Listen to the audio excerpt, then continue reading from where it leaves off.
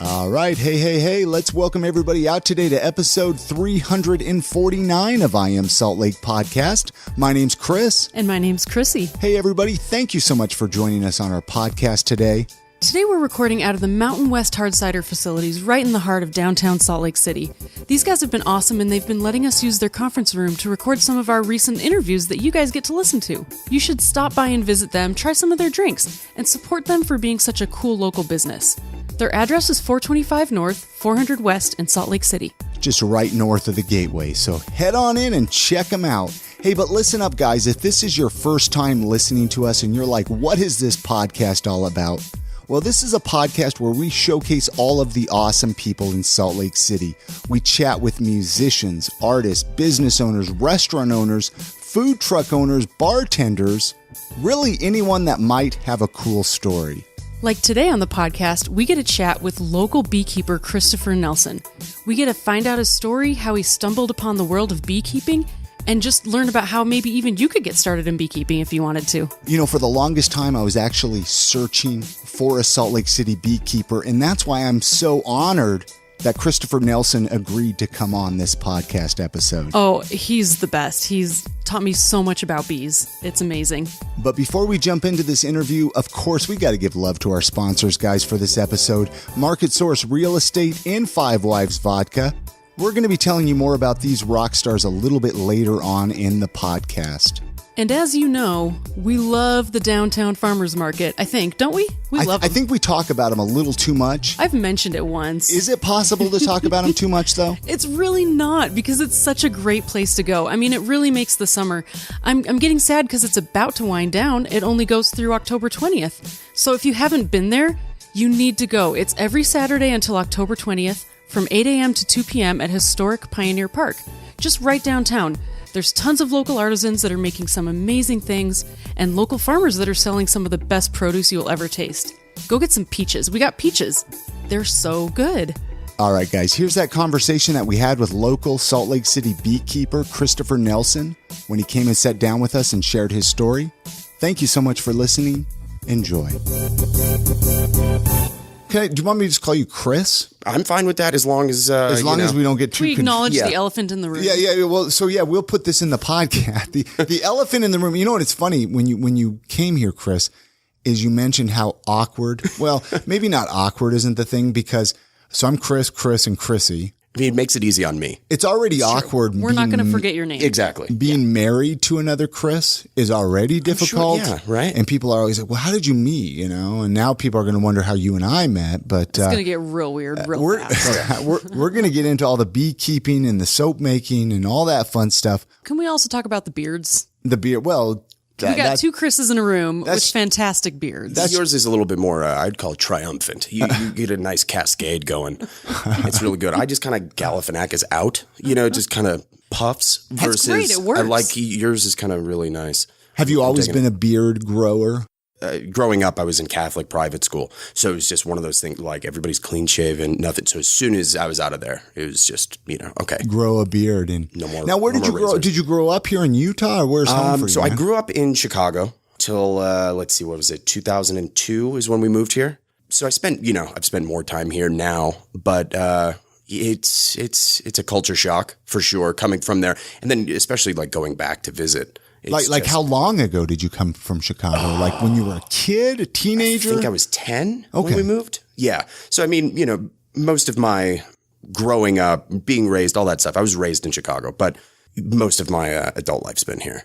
But if you came here when you were 10, I mean, there was a lot of growing up still to do, yeah. Well, I'd say that's fair, yeah. So what brought your family to Utah then?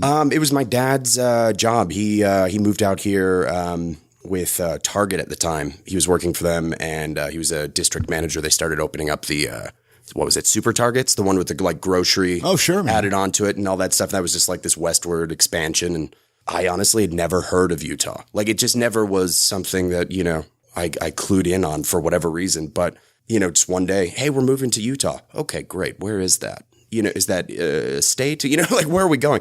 But I love it here, to be honest with you. I go back and I visit Chicago, and it's so much more fast paced, and Utah is one of those weird, it's very Stepford Wives. Yeah. You come here and it's very clean cut. It's not as diverse. There's not as much. But even when you were 10 years old, especially, I mean, I don't know how old you are now, and that doesn't matter. But I mean, that was enough years ago that, I mean, even in the last 5 years, Utah's significant. I guess we should say the huge, Salt Lake City area. When Utah is a lot more to Utah than just Salt Lake City. But it's grown changed so much. And like I said, like 2002, we moved here right as the Olympics was hitting. So, I mean, I feel like that was really the beginning of that bubble.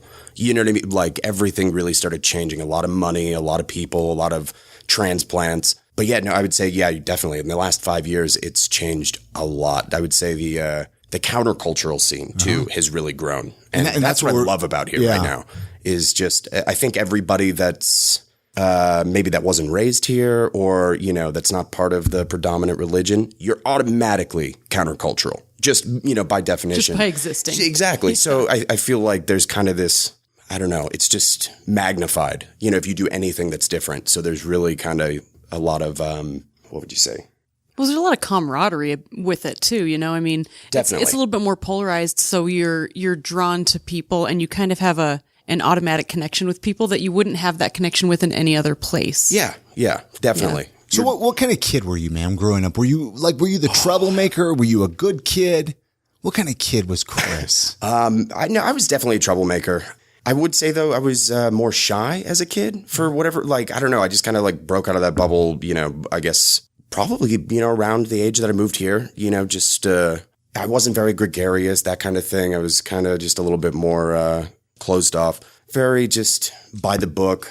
I grew up with a lot of extended family. That's the one thing I do miss about Chicago, but a lot of extended family that was just of a different time period, Do you make it back to Chicago much? I try to as much as possible. I haven't been back in, let's see, it's been, well, actually, we were back there last year, but before that, it had been 5 or 6 years since I'd been back. But, as much as I can, there's just not a whole lot other than family. You know what I mean? If you're going back to see people, then that's one thing. But other than that, there's really not a whole lot drawing me back, I would say. So at what point did you get interested in beekeeping? Was this kind of like as a child, or was this just kind of a fluke? Honestly, what's the story? I mean, and I'm gonna say this right too. We've been wanting to get a beekeeper on this podcast for a while, just because I mean we're the beehive state. I mean, exactly. We've taken the bee as in our logo for I Am Salt Lake. Like a bee is a very a special thing for Utahns, right? It's because I get that a lot, especially from people out of town, it's the beehive state. Is there a lot of beekeeping and stuff like that? But it's from what I've been told, it's a Deseret thing. It was, it was supposed to signify, okay, everyone's busy. Everyone's, it's the industrious. Exactly. Yeah. Yeah. But, it has kind of slowly started. I definitely have seen a big, a swing towards, we actually have this great climate and there's a lot of just desert foliage. The honey from Utah, I think, is some of the best honey out there. It just really is. You get that early desert, really kind of dry and crisp. It's almost just barely sweeter than like a simple syrup. You know what I mean? Some places, especially like in Oregon, you get almost like bittersweet. It's just dark and it's amber. But here it's just this nice, clean, crisp, almost clear honey in the early season. It's just incredible. But it's really caught on here as a hobby, I would say. But what got me into it, to be totally honest, is, it's a mix between two things. I'd listened to a lot of podcasts, and it was just one of those things that kept coming up, and people would talk about the psychology of bees. And what podcasts? I listen to a lot, and I don't hear anything about beekeeping. I mean, there's a lot. So the one, and this brings in the other part, was Stuff You Should Know. Okay. Great podcast. Can we just talk about what a wonderful podcast that is? And they're coming here. Oh, they are? They are. We're going. We got tickets. Yeah. Okay, sorry. In October, we could talk about that off air. Yes, please. I need dates, information. All the info. But yeah, no, they did a podcast, and it was about a book. And God, it doesn't matter. It doesn't matter. But yeah, the book's called The Tears of Re. And it's about, our earliest information about beekeeping comes from hieroglyphics out of Egypt. They actually, that was part of their government. They had a government subsidized and run beekeeping program. Wow. And before that, you get a lot of like cave art of, it's more honey foraging, honey hunting is what they would call it, where there's this very nutrient dense syrup, surrounded by these stinging insects. So draw lots and go run over there and grab as much as you can and bring it back to the tribe kind of thing. But Egypt is really where we kind of start seeing actual beekeeping like you'd recognize it today. They have tools that they've unearthed, and it's a far cry from what we do now, but that's where the origins really lie. And between the psychology of the bees and then, I mean, anything ancient Egypt at all, I'll just sink my teeth into. So yeah, I read this book, and it's really kind of interesting because they really there's almost this magical element to what they do. They produce everything that they need. You know, they store this wonderful nectar that they regurgitate back until they make this honey. It doesn't really go bad. The wax itself they produce, you know, everything top to bottom, it's all kind of enclosed in this perfect system. It was years of interest in it. And then turns out they'll FedEx bees right to your house. That's how I got started. You know, I thought I'd have to jump through a lot of hoops. Well, and that's what I was going to ask. They send it right to your door. How do you even get started? So they send you this colony of bees? Yeah. So basically, it's about a shoebox size, you know, and it's like 3 pounds of bees. Like, is it in the newspaper to 3 order? pounds of bees. Yeah. They do it by How do you pound, weigh right? bees? Because aren't they technically like, Well, I guess, you know, I mean, 3 pounds. If they're Okay, we got flying, to stick 2 more bees in there to make it. yeah, right. 30 Just tapping it off. Yeah. But like, It's crazy, weird, right? Yeah, that's really interesting. Yeah, it's this mesh box. It's like about the size and shape of a shoebox, just covered in this mesh, and you can just, you know, I just threw it in the back of my Subaru and drove it, you know, but in the back, you just hear, you know, the buzzing. It's a little unnerving. Was the FedEx person nervous? The first time, well, that was a completely sealed off box. There's just like air holes like around the cardboard. Now I go and pick up the actual mesh box. They do, there's a couple families around here. They just bring in a flatbed, and it's got hundreds of these things on it. And they drive it in from, I think this year I got it from Tennessee was where the breeders are from. But yeah, I mean, it's a crazy sight because you get there and there's a lot of new beekeepers. There's a lot of, you know, people that have been doing it for years. The people who have been doing it for years, they'll just walk over and grab their box, put it in their car, and they're good. But these new guys, you show up and there's hundreds, probably thousands of bees just flying around everywhere. They're landing on your paperwork while you're waiting in line. Oh, so they're free flying. Oh, yeah. Well, I mean, there's probably, you know, luckily all my boxes have been sealed off pretty well. But, you know, they do have their ways of getting out. But yeah, I mean, there's a flatbed truck full of, you know, these boxes of bees. So, I mean, you're looking at millions of them, and it's just a swarm around you the entire time. But in that box is just a little smaller box, kind of same basic general design, little tiny box, mesh cover, and inside that's the queen. So they just hang the queen box inside the larger box of the 3 pounds. Whoa. And anywhere you take that queen, they'll just kind of sniff her out and they'll follow the queen over. So you just take that little mesh box out, and on the bottom of the box, or on the queen cage, there's just a little hole. They've got it stuffed with a cork. You take that cork out and you put like something similar to like marshmallow fluff. You know, something just thick enough to where it'll stay in place, but, you know, made out of sugar. The bees will eat through that, and then they rescue the queen. And, well, the reason you do that is so that, you know, the audience can't see, but air quotes, they rescue the queen out of there. And it's just this weird psychological trick that you're playing on the bees, because the 3 pounds is just from any old hive. They just take those bees as numbers, dump them in this box, and then they can kind of smell the queen, you know, in transit. But what you want to do is give them a couple days before they just release that queen into the populace, because they might not recognize her as their queen yet. So the queen is not necessarily the queen of that specific hive originally. Yeah. When you get it that way, you're kind of doing the introduction phase of that process. You can get, they call them nukes, or like a nuclear family. It's going to be the bees that are raised with that particular queen, and then the queen's free floating in that package. You know? But for the most part, and I think it's just because of such high demand and the numbers are going up of, you know, hobbyist beekeepers, you can't always get a queen that's been acclimated to, you know, the bees that you're getting. So by, you know, tricking them into believing that they saved her from this little cell, they're going to accept her because it's like, well, you know, we wouldn't have let you out unless we needed you around, kind of thing. But yeah, if you just release her into that populace, they could, you know, kill her. And then if they don't make a new queen, you're out of hive, because they'll just swarm to somewhere else. Wow. So is this a hobby then for you, or is it a career, a full-time job, or what is this exactly? You know, or is that a personal question? No. It started as a hobby. It's kind of morphing into a career. But even so we have 14 hives right now, and they're kind of spaced out. I've got a couple at the house right now where I'm staying. I've got some at my parents' house. And then other than that, it's just been people that have been interested. And they're like, hey, we've got an extra, you know, half acre out back. Just, you know, if you want to put some bees on there. So, you know, a lot of it's just been generous. What would you call them? supporters of, you know, it's turning into a career. But even at 14 hives, I only need maybe 4 hours every week to actually like get into the hives and do the work that I need to, you know, get done. Because really, they're doing everything. Do you wear like a big bee suit and everything? I do for most everything that I do now. There was a little while there where I was like, you know, I don't need this thing. And then, you know, lots of stinging. You get a couple stings and you're like, okay, maybe I should just wear the thing. Like I don't smoke the bees anymore because that it aggravates them more than it calms them. I think that's kind of one of those big misperceptions, you know, like you smoke the bees to calm them down. Well, really what you're doing is you're simulating a forest fire. So I was thinking like in a pipe or something.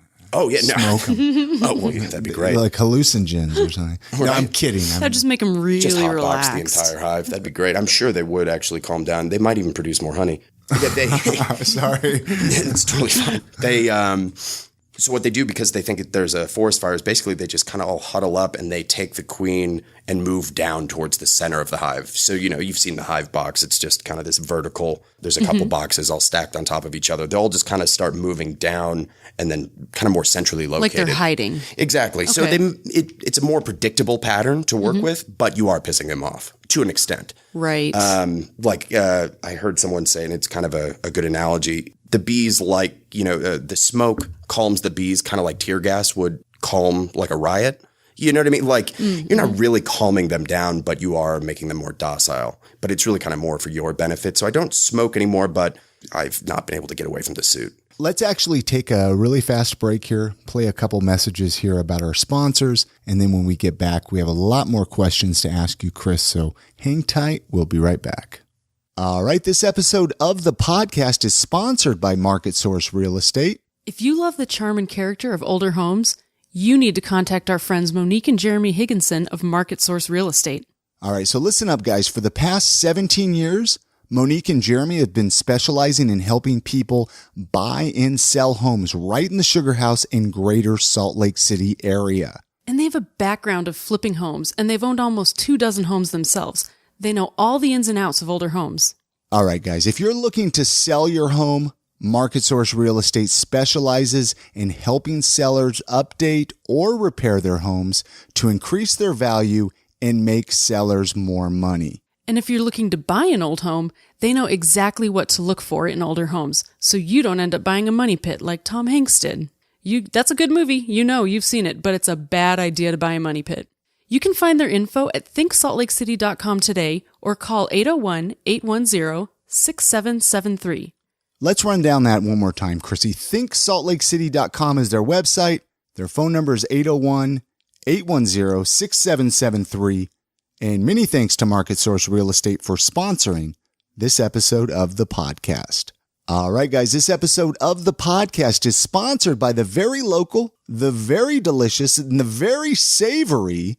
Can Five Wives vodka be savory? Oh, it can absolutely be savory. All you got to do is make it into a Bloody Mary. Ooh, that sounds good. You going to make one up for me now, Chrissy? Yes, I will. I'll get celery and olives and bacon. Ooh, yum. Hey, guys, the next time you head over to the state liquor store, pick up a bottle of Five Wives vodka for yourself. Pick one up for your mom, maybe your wife. Maybe she's had a bad day. That's a good present for your wife. There is actually 3 different flavors of Five Wives vodka that I always love to talk about because a lot of times people don't know about the other 2 flavors. There's the original. This is made from the Utah Mountain Spring Water. It's 100% distilled corn spirit and gluten-free. The spring is hidden in beautiful Ogden Canyon. It's inaccessible by vehicle, so the water's hiked out 5 gallons at a time. And then there's Five Wives Sinful. It is a flavored vodka with a delicious cinnamon taste. And it's unlike other cinnamon products that leave a cinnamon candy taste in your mouth. Sinful is like a morning cinnamon roll, and it only has 76 calories per ounce. There's also the Five Wives Heavenly. This is a flavored vodka with a delicious vanilla taste. Heavenly's rich, buttery vanilla flavor, it comes through without coating your taste buds with sugar, and this results in more vanilla and less calories. I know on the last episode, Chrissy was like, hey, listeners, share your favorite Five Wives vodka recipes. This is an ongoing thing. I mean, this is never going to stop. So if you ever want to share some of your favorite episodes, head on over to our Facebook group. It's just iamsaltlake.com/group.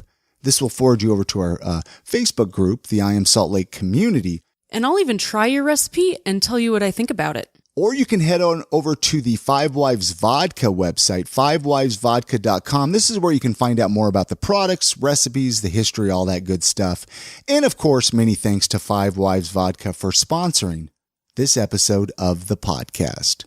And we'll get back here to the conversation with you. I always feel like I need like some fancy introduction back to the show right after our sponsor. Welcome back. Welcome back. Anyway, so how many hives do you have? You mentioned how you put them in different places. Yeah, so 14 total right now. And now it comes down to the math where I'm going to screw it up. But so we've got 2 at the house where I'm staying currently. There's 3 out back at my parents' house. And then the remainder is just at a family friend. Just right there in Draper. Is it problematic to have different hives near each other where they can kind of sense each other? So they say the general rule of thumb is you only need a space between the hives about as big as a hive box. Okay. So as close to, as close as maybe a 1.5 feet is really kind of where you want them to be. But I mean, I've seen pictures of hives like where they do it like, where was it? I think it was in like Tokyo or something. They do like the rooftop beekeeping in like, big city areas. And they'll just stack them right on top of each other. So I mean, I think the bees more or less know where home is because they smell their queen, right? Exactly. Well, there's a bunch of that's one of those weird, crazy things. Yeah, and I think there's still a debate on like how exactly do they orient themselves, how they have this almost like internal GPS, kind of the same as birds and turtles. How do they return to the exact same place to lay their eggs? Right. Same kind of thing. But we're slowly kind of meshing into that, or getting into that, I should say. And it's one of those amazing things that they do. But yeah, they will. They can differentiate between even just a couple inches away from each other. Is there still like wasn't there a honeybee? I don't want what drought, like they were kind of, not enough honey drought. Yeah. Like the honeybees were definitely lower in numbers for a while, right? Going extinct. People were worried, right? Like, I mean, it's still a huge problem. And people ask that question a lot, and I always tell them it's because they kind of ask the question, what's wrong with the honeybees? Like what is the one thing that is, what's problematic right now? It's really beekeeping, I would say right now is kind of going through this, like it's death by 1,000 cuts.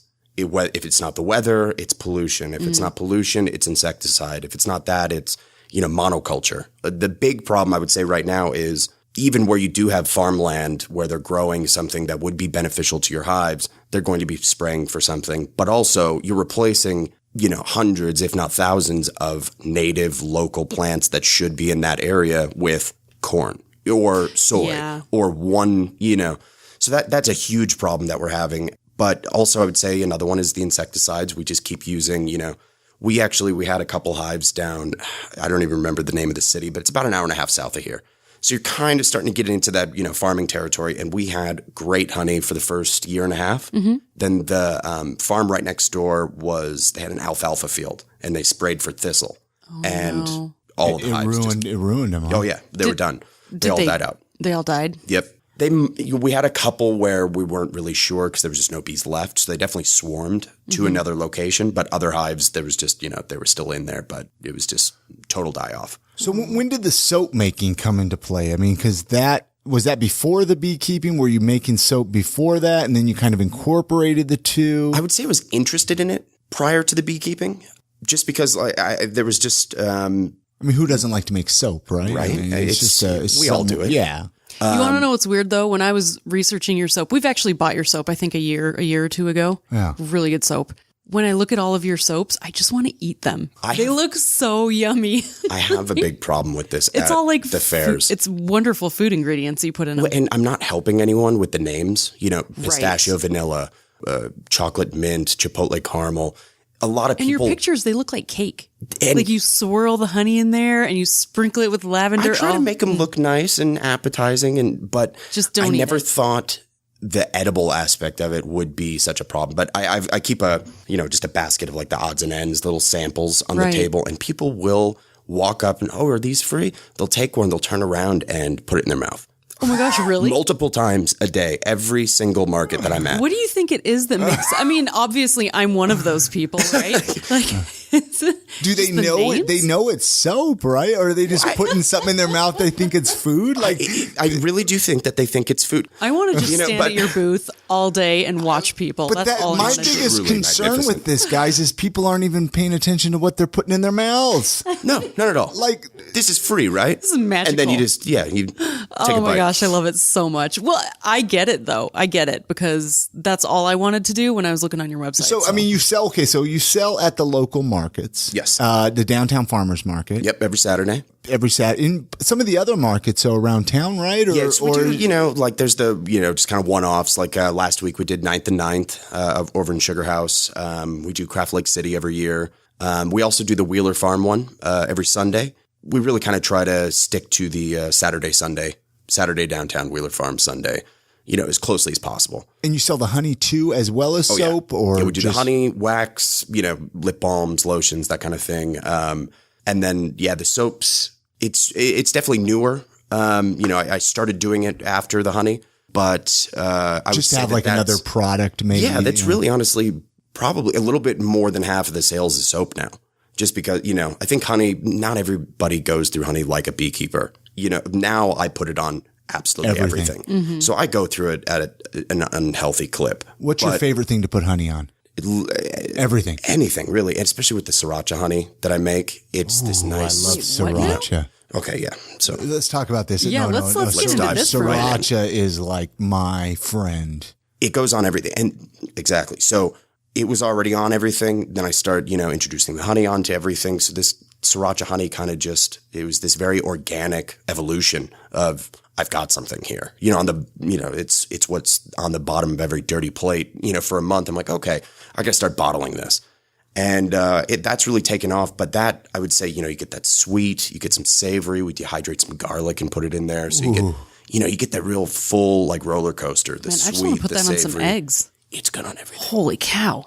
So here's a question for you, Chris. What's the most rewarding thing with being a beekeeper? Oh, I know it's kind of a big loaded question, right?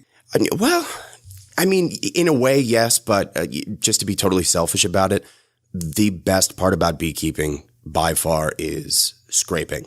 Like when you pull out the honey and you've got all those capped frames, it's just all the wax and you're looking at it and you just take, so I just use a hive tool, but it's basically just a glorified like putty knife. You just scrape the honey and the wax, like just the sound of it all uncapping and just, oozing out of there. Nothing beats that, to be totally honest. But in a more broad sense, just beekeeping itself, really. Just getting your hands dirty in the actual hive, hearing the hive around you. That's one of the first things I noticed when I first put on the suit and went over to the actual hive box. It's loud. It's very, you can feel that vibration almost in your bones. But just being there with all those insects, swarming around you, getting your hands in there, looking to see what they're doing. I mean, it's just all incredible. But did it ever make you nervous? I mean, with like loud amounts of bees around you. Definitely the first time. Yeah, it's unnerving. It's very unnerving. Yeah. And I'll show other people. And that first time is very, I don't want to screw anything up. And at the same time, you're kind of working in this very high pressure environment. Right. But once you realize you've got this like impenetrable suit on, you've got the bonnet and everything's tucked into everything else, you can really kind of go in there. Like you can play around. You'll take the queen out. And, ostensibly you have the most important part of the hive and you can just walk around with it. None of the other bees care. They're just busy, Really? So like once you really kind of start working with them a little bit, you realize just how docile they are. But then also you're kind of in this, you feel a little invulnerable. You know what I mean? Like you could really kind of, if you wanted to, go in there and just start smashing things. They really can't get to you. But, you wouldn't want to do that. Right. But after a while, the whole, the stigma kind of just evaporates. Even when you see bees out, that's something that really bugs me now is people will freak out because a bee will fly past them. I'm like, Of course, man. chill out. Who wants to get stung? Wow. So do you have to get a new hive every year then, right? If they don't make it through the winter, we'll get some new hives. Like this last year we had, it was a very dry winter. It actually wasn't that bad. It was like a very mild winter. Right? Yeah. And it hit really late, and then we had a lot of snowstorms and a lot of wetness towards the end. I feel like it started like late November, The weird part about this last winter was that weird hanging on period where it wanted to be spring. Like it was 65 for, 14 days in a row. And then we had 2 snowstorms. And then it's 50 and then snowstorm. And it's this off and on thing where, when they hibernate, they're not actually sleeping in the hive. They're just enclosed in the hive. They're still doing everything that they do minus foraging. So, they're still going through the entire life process. They're eating the honey. They're distilling the honey, from the nectar, all that kind of stuff. Can I ask a stupid question? Absolutely. Because the only knowledge I have of bees and beekeeping is from TV shows, and that's all that's running through my brain. But other than that, is that why they make the honey? To survive the winter? To it's just get ready really for hibernation? They are a way bigger consumer of their own product than we are. Interesting. So they all, they say, so every 5 kilos of honey, 4 of it's going to be consumed by them. If you can get away with taking that 5th out, go for it. But you know what I mean? You kind of want to watch to see, how big is the population? How much honey do I need to leave behind for the winter? Because if you just go in there and take all the honey, then they're totally out. Yeah. And they're also, they feed it to their larvae all the way through that whole process as well. So, they're bringing up it throughout the winter as well. Whole generations are being born, living through their entire life cycle within the closed off hive and then dying in there. And, as they progress through that life cycle, they take on different jobs. So not every bee is born with a specific task. It's really kind of you're born and, for the first couple weeks, you're a midwife or, you take care of the larva. Then you kind of slowly, and then towards the end, that's when they become foragers. And then bees don't really have a natural life cycle. I can't say my bees should be living for, 2 to 3 months. If there's a lot of pollen flow, they can die a lot quicker because basically they just work themselves to death. They're so industrious that they'll literally shorten their life cycle by, how much honey or pollen or, what have you that they're creating or foraging for. So, Now, do you teach people how to be beekeepers, or do you look at that as competition? I'm totally all for, just circle back to the, the hive collapse or, whatever it was, the shortage of bees that we were having. I'm all for hobbyist beekeepers. I feel like to take it up to the next stage and to make a career out of it, that's going to take quite a lot of work. It's, there's a lot more time commitment to that. But overall, bee numbers are up right now, whereas they were, declining for a couple of years there. But the reason that they're up right now is because of hobbyist beekeepers. A lot more people are putting a single hive on their patio or what have you. Natural or what would you say? Like indigenous populations, sure. Wild bees. That population is still dwindling, and that's what's worrisome. Is because we don't want to tale as old as time. All of the bees that we keep now are these European honeybees that we've imported, and they're kind of slowly edging out all of the indigenous population, which has been happening for years, but they've lived more harmoniously before all these new problems that they're facing. But like I said, bee numbers are up, and that's a good thing. So yeah, I will absolutely teach people, I'll help you set it up. I'll come over and show you, the ropes of, okay, so we set them up last week. Now we're going to make sure that the queen's healthy. We want to make sure that she's laying new brood. There's just like a checklist you want to go through every week. And that's really all you have to do in there. And where would people go? Work too. Like if they want to buy stuff, what would you tell new beekeepers or people interested? I buy all my equipment from Jones Bees. They're just right down here in Salt Lake. You can also get your bees through them. This most recent time that I got new bees, I went through Night Family. It's the Night Family Honey Farm or something like that. I believe they're based out of Provo. I think they got honey at the downtown farmers market too. Yeah, and that's actually where I met him because I was telling him, with that last weird winter and all that, kind of just weirdness that went on last year, I was like, whatever breed or, specific kind, I think it was an Italian honeybee that I got last year, whichever one it was, I went through Jones, and I think it was the breed. I don't want to speak disparagingly about Jones. They've been great, but that particular breed wasn't doing it for me. And I met that guy at the Salt Lake market, and he's like, well, I think I've got something for you. And this most recent year, we got Saskatraz, which I have no idea where they're actually from, but these Saskatraz bees are they're from Saskatchewan. Sarsaparilla. Saskatoon, yeah, something. Oh my gosh, my mind, I feel so intelligent. Let's talk about allergies. I know this might be a weird thing to talk about, but I hear this all the time. Mm-hmm. Oh, eat honey, blah, blah, blah. I didn't find it worked for me. Right. Oh, really? Okay. I have horrible allergies, but however, I've done the back scratches, the whole 9 yards, and the doctors say I don't have allergies. However, I can't go near grass for the life of me. So I don't even know I know you're not a doctor, Chris, but But I mean, But I have some strong opinions on like, it. well, yeah, but like, I mean, how local does your honey have to be to work? So they say you're going to get the most bang for your buck if you go within 50 miles of wherever the honey is produced. Which is, that's pretty big, actually, for Salt Lake City. That's a pretty wide net. I think as far as like most supermarket chains will market honey as local if it's from 150 miles. Okay. So they even expand on that a little bit more. But now that's one of those things that I don't even have to think about. I can go in the backyard and get honey, so I know it's as local as it possibly can be. But it's about as local as you can. You can just go get it right out of the, that is kind of the nice part is you're never really out. You can kind of just go tap that resource. But, selling right here in the Valley, I always just tell people, I mean, even as far away as like Park City, Provo, like anywhere just kind of right on the rim of like what you might consider the Salt Lake Valley. And everybody here is going to benefit the most from the honey that I'm selling. That's one of those things, who knows if it's apocryphal or not, but it makes sense, with the allergy, alleviation. As far as I can tell, it's kind of more like an inoculation. Take a little bit in now, like, with a spoonful of sugar, literally, and then hopefully it's not as bad when it's just all, what you're breathing in. To be honest with you, I've never really had problems with allergens here in Utah. I know some are, there's certain times of the year, the cottonwood is just all over, like I know that we've got some really big ones, but I've never had any problems with it. So I've not found that it helped, but I do have people that swear by it. It seems like people do. And then you wonder, you walk around the downtown farmers market and there's probably about 5 different people selling honey. And you wonder, well, which one do I try? Which one's going to work? And I guess that's trial and error, really. Trial and error. And, if you can't figure it out, just come over to my booth. And buy your honey. We are the Hive Mind Ape. Yeah, exactly. Besides eating, obviously, are there other favorite uses for honey that you like? Oh boy. Or the wax. I know I had dreadlocks at one time. Oh, and really? I used the beeswax. Did you really? Yeah, I told you this. What? No. Gosh. I want pictures. Anyway. Okay. So I bought, the beeswax. You have to get the beeswax to get the dreads nice lined up. And you can get that at like Sally's or something like that, But I was wondering, maybe fresh beeswax.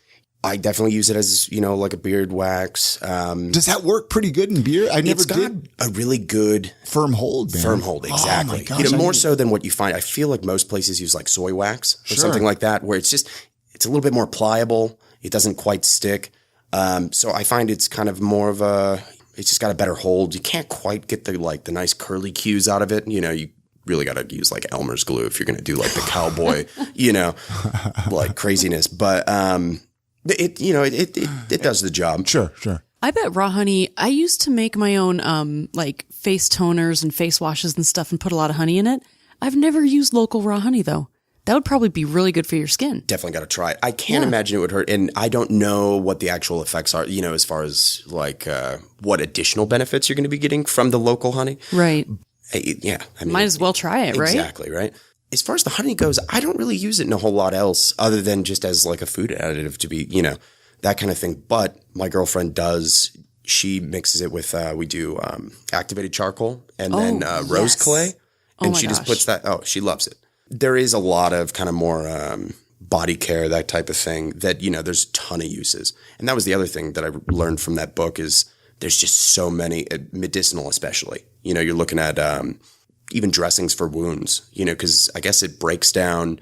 And one of the enzymes that the bees themselves add to the nectar to make the honey is basically a natural form of hydrogen peroxide. So it's, So it cleans. You would think putting sugar on a wound would not be a great thing for bacteria. Counterintuitive. Yeah, exactly. But I guess it's hydrophobic.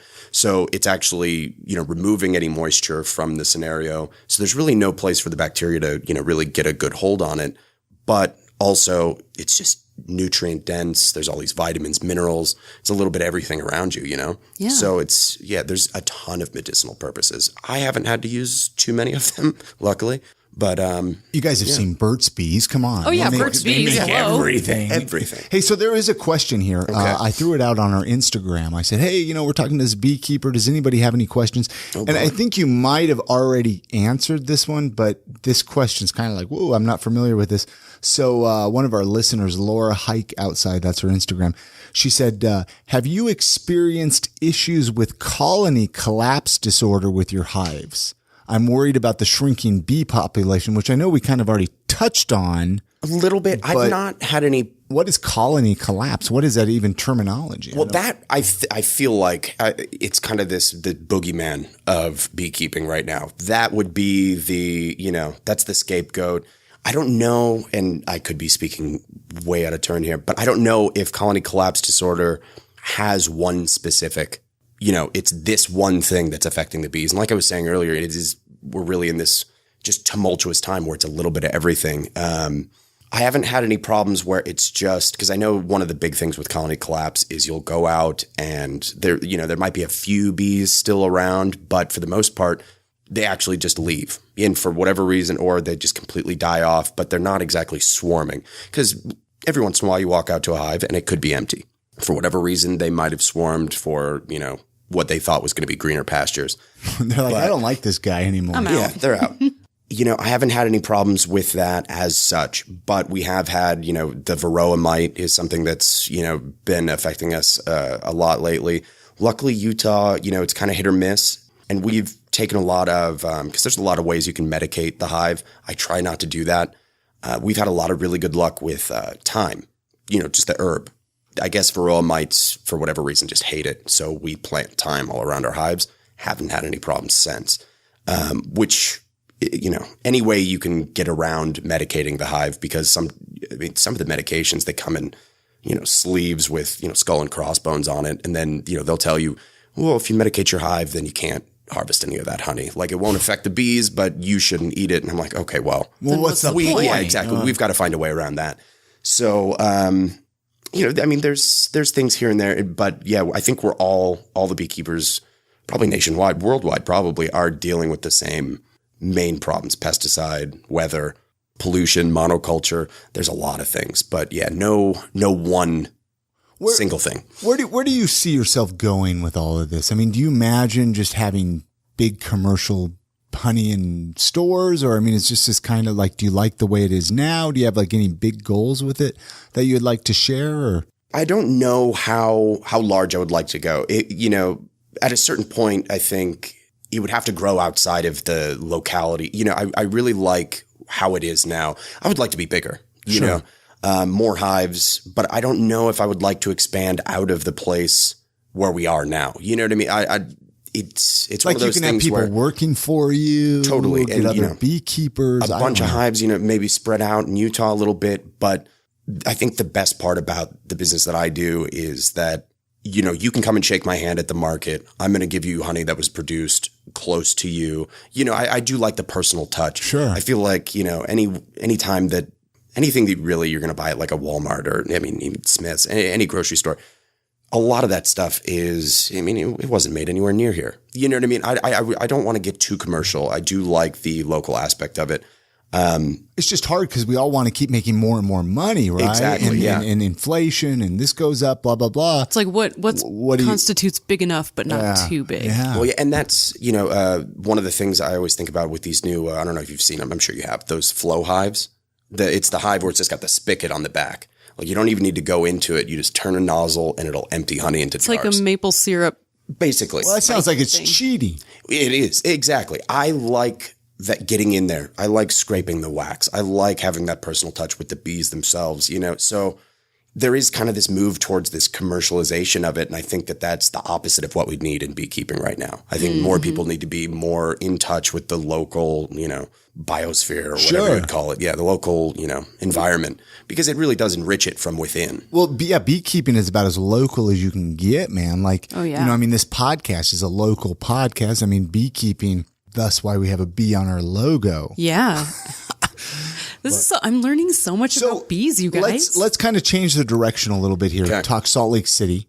We ask this on every podcast. Like, if somebody was visiting for the weekend, actually, you know what? Let me reword this. Let's say somebody just moved here. Okay. They just moved to Salt Lake City, and they're like, I don't know what to do. What do I do for fun? What should I go check out? Oh, boy. I mean, what buildings, hikes? I don't know. I mean, it could be anything. Don't feel like I'm not meaning to put you on the spot here, Chris, but they just moved here. Maybe they don't even know about the farmer's market. I don't know, that kind of stuff. I think thanks for the answer, honestly.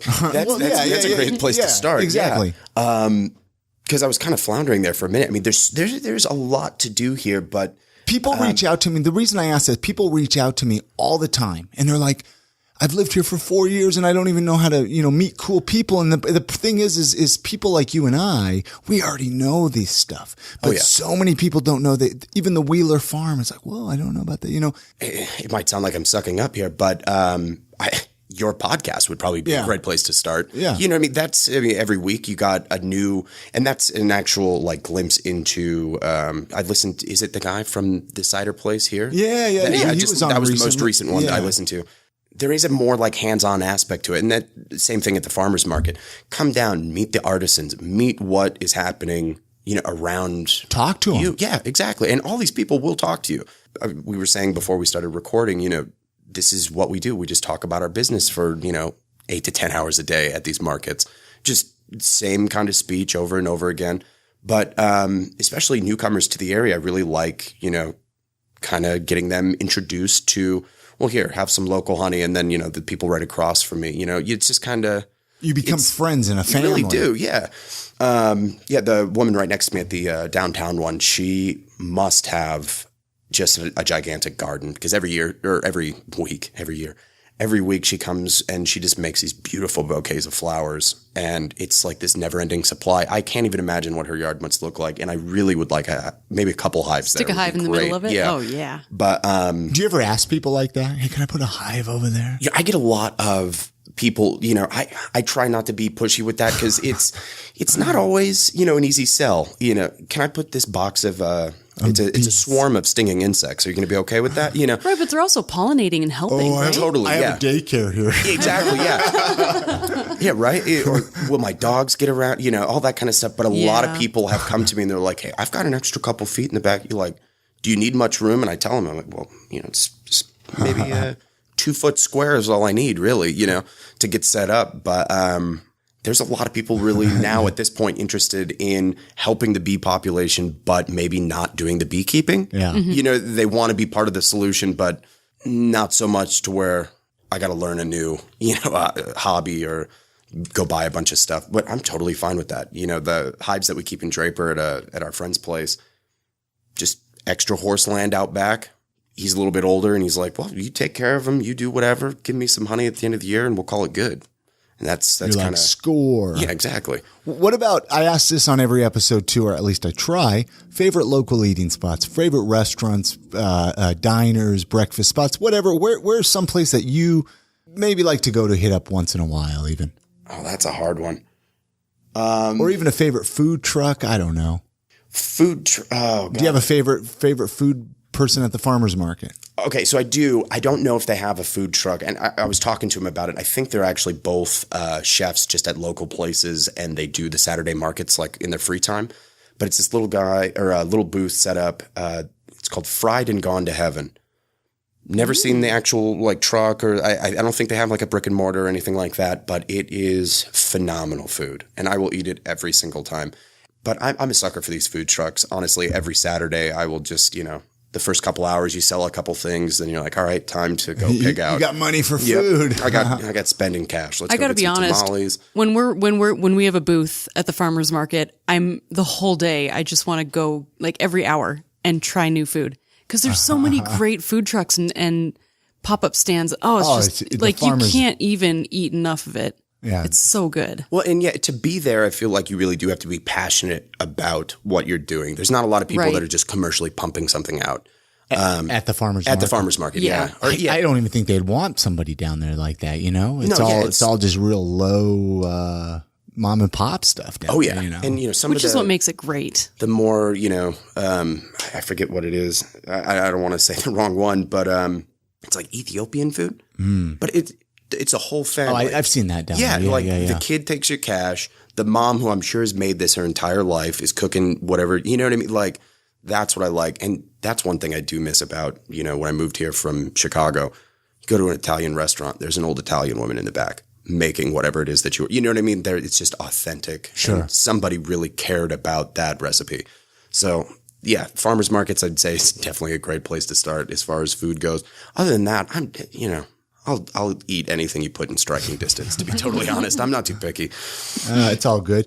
If you could change one or two things about Salt Lake City, what would you change? Is there anything? Maybe there's not. It's a great place. I love the way, like, as much as you hear, like the negativity about, and it's closed-minded, it's this, that, or the other thing. It works like a well-oiled machine. You know what I mean? Like, everything is set up. It's idiot-proof. You can get anywhere you need in the valley within 15 minutes, easily, if you plan ahead. You don't really need a GPS here, right? Because of the grid system. Unless you're Chrissy. And then do you have a hard time with the grid system? I have a hard time with any kind of directions anywhere. Okay, 5, 4, 5, 6. She has his count on her fingers. I can get lost walking downstairs, but that's a whole other thing. But I think maybe the one thing I would say is, or that I would like to change is, like I said earlier, there is that kind of weird countercultural aspect where everybody who's not part of the predominant religion, you're automatically called countercultural. But I think that those people, I wish they would vote and, they'd maybe be a little bit more loud about, hey guys, let's be more open-minded. Because there is still kind of this, you can find yourself in places in Utah where you're like, oh yeah, no, they did film Footloose here.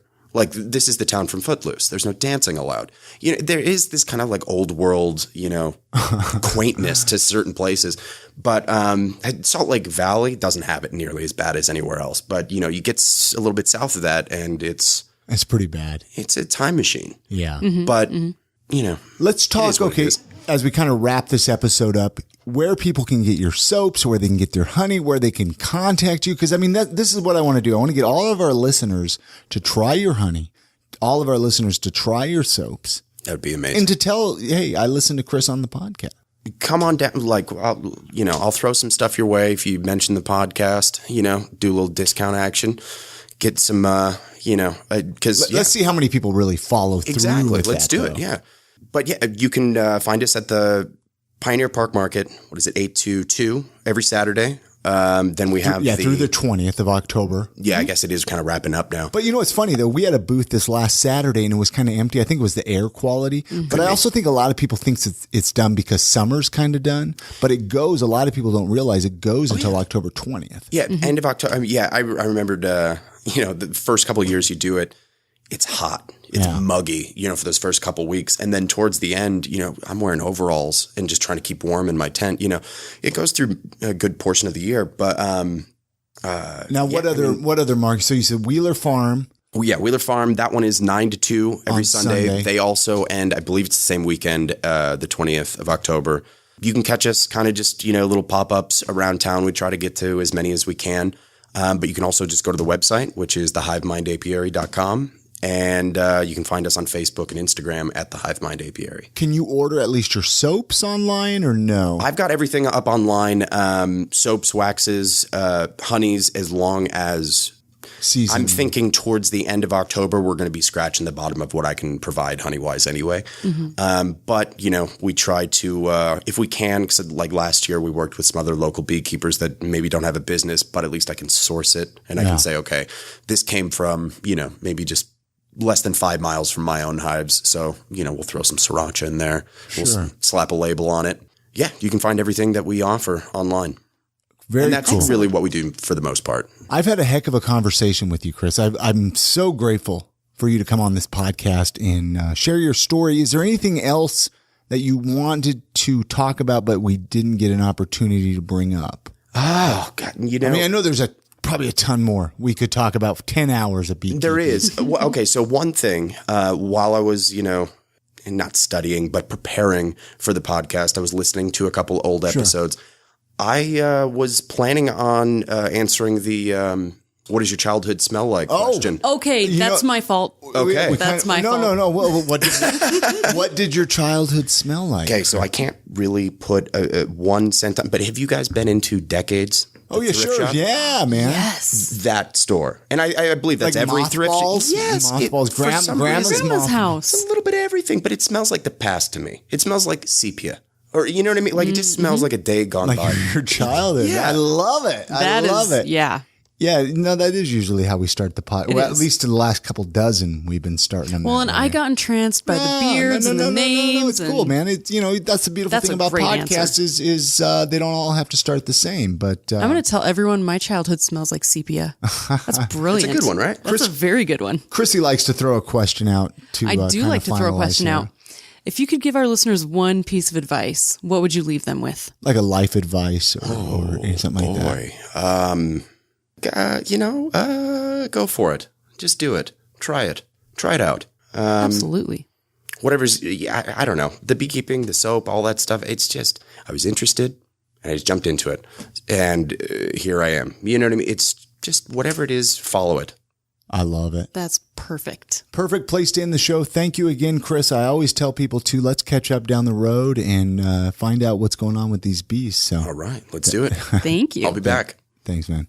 All right. Many thanks again to Christopher Nelson for joining us on this episode of the podcast and sharing his story. You can head on over to our website at iamsaltlake.com/349 to find all the links to connect with Christopher and find out more about his honey and soap and all that good stuff. You could even visit him at Farmer's Market.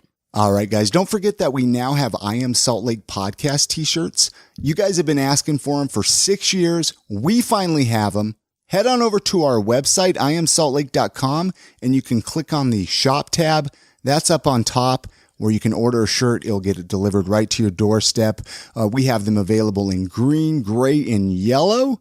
Let's sell these, and then maybe we can get some hoodies and whatnot for the fall time, for the winter time right around the corner. I know for sure I need an I Am Salt Lake hoodie for all fall and winter. Hey guys, it's the first of the month. It is the 1st of October. Hard to believe that this year is almost over, but the first episode of the month, this is when we give some love to our Patreon supporters. These are the folks that are, they're donating like $1 a month, $5 a month. We even have some $25 a month supporters. So I'm going to read down the list here of our awesome supporters here for I Am Salt Lake podcast. Many thanks to these Patreon supporters: John Miller, Ryan Prince, Tim Heron, Wendy Jo Bradshaw. We just had her on the podcast. The Ute Daddy Lawn Process, Thelma Rother, C. Elizabeth McIntyre, 3 Irons SLC, Nicole Davison, Alex Santee, Riley Padilla, Zach Shutt, Brandon Hill from Mountain Standard Time Marketing, Will Dugdale, Jared Aguilar, Brittany Hemingway, Jeff Hadfield, Michael Beck, Eric Tomorrow, Jeff Hatt, Nikki and John from over in New Zealand, Sana, TW, Alan Martindale, and Michelle Stevens-Williams, Dirt in Your Skirt Podcast, Christopher Heiser, Jay Chambers. What a great group of Patreon supporters. I love these guys. I mean, these are like our true warriors. I mean, well, okay, all of our listeners are warriors, but these are the folks that are like, hey, we love the podcast. We want to kind of make sure it keeps going. You better not pod fade on us. I know. I legit want to go find all of them and give them the biggest hug. Thank you guys so much. All right, that's going to do it for this episode. Thank you so much to our amazing sponsors for this episode, Market Source Real Estate and Five Wives Vodka. All right, Chrissy, let's run down the list on how our listeners can get in touch with us. There are so many ways, and there are no excuses to not get in touch with us. That's so true. First of all, you can visit us on our website at iamsaltlake.com. You can send us an email if you want to talk to us at hello@iamsaltlake.com. And we finally got a P.O. box. So now you can send us letters and packages and hugs in the mail to P.O. Box 4412, Salt Lake City, Utah, 84110. All right, you guys have a great week. Make sure to get out and enjoy the city, especially these last few weeks before the fall sets in and winter sets in. Make sure to support local, and we'll see you on the next episode. And good night, Grammy.